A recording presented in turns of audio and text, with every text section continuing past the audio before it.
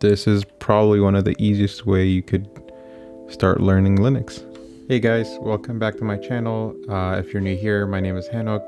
I'm a system administrator based in Boston, Massachusetts. In one of my last videos, I went over some basic Linux commands that you need to know. And in that video, I was using a VM to run my command. But then I ran into something that might be much easier and attainable for most people. The tool I found is called WSL, and it stands for Windows Subsystems for Linux. The cool thing about this is you just install it on your Windows and you have a bash shell, and you can run Linux distributions on your Windows 10 system. I think one of the barriers about learning Linux is that sometimes you either have to install your laptop or desktop with the Linux OS, or you might have to create a VM, and that might deter some people. This might be an option for you if any of those things are scary. So I'm gonna jump over to the computer and just install it and get the first look with you guys at the same time. Okay, so I'm on the Microsoft website. Here's a little blurb what Windows Subsystem for Linux is. Pretty much it says the Windows Subsystem for Linux lets developers run GNU Linux environments, including most command line tools, utilities, and applications directly on Windows and unmodified without the overhead of a traditional virtual machine or dual boot setup. And you can do it looks like you can do a lot of different things, but what I'm most interested in is just getting comfortable with the command line and running some commands, learning how to use editors and stuff like that. Step 1, enable the Windows Subsystem for Linux. So I just have to run PowerShell. I go to Start menu, look for PowerShell. To run it as an administrator, you right click and you get run it as. Just say yes, copy this.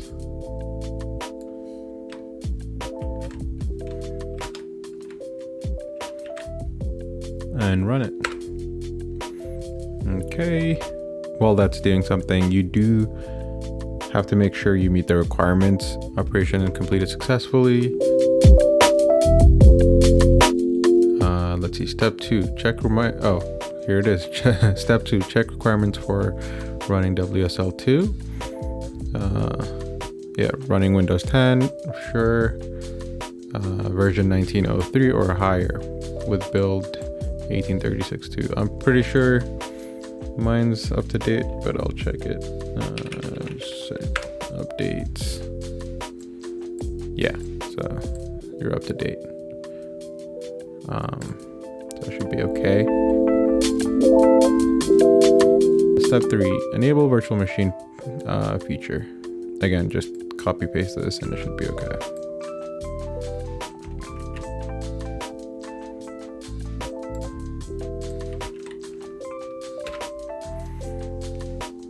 Wait that for it to finish.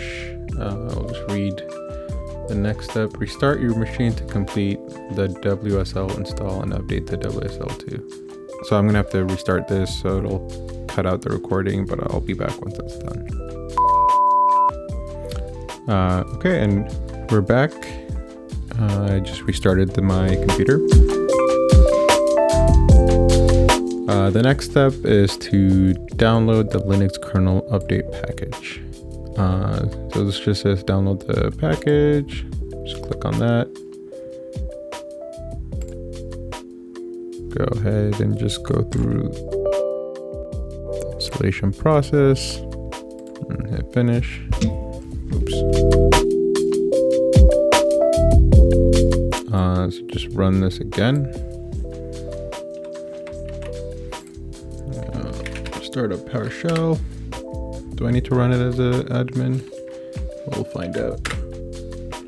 Oops.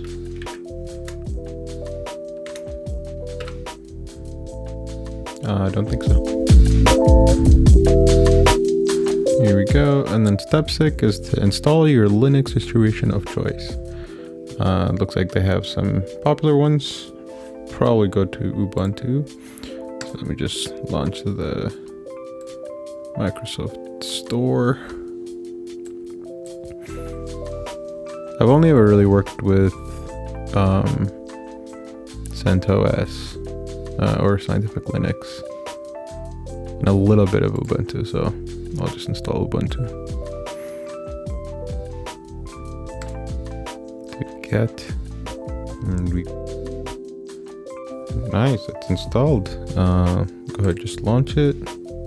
Installing, this may take a few minutes. Okay, enter new username. Just say Hanok. Password. We'll enter a password and then retype it. Welcome, blah blah blah, da da da, and then it's done. So like it's just a Linux terminal. I could do ls pwd to see where I am. Apparently I have a home directory. Let's see if I go back to the root directory. Oh, that's interesting.